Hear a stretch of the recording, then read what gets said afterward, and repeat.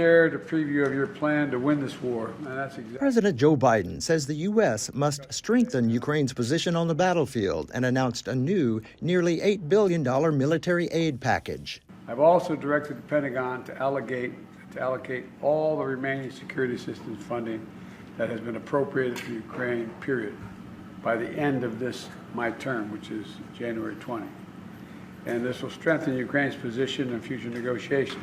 During an Oval Office meeting with Ukrainian President Volodymyr Zelenskyy Thursday, the two discussed Ukraine's plan to end the war more than 2.5 years after the Russian invasion. Today we have a new support package, $7.9 billion. This will be a great help.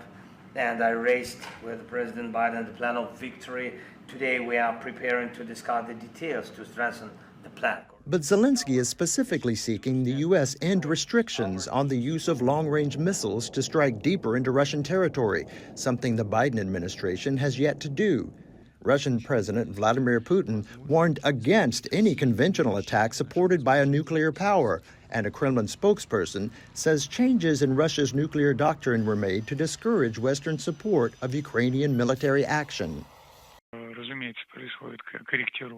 Of course, nuclear deterrence is being revised, taking into account those elements of tension that are developing along the perimeter of our borders. When it will be published, I cannot answer you about that.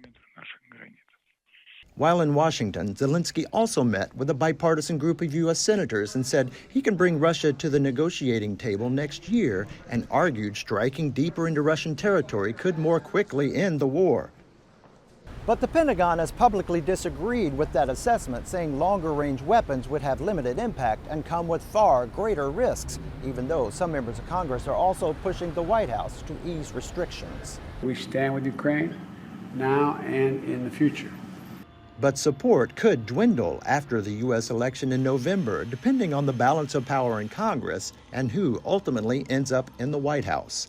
Craig Boswell, TRT World, Washington.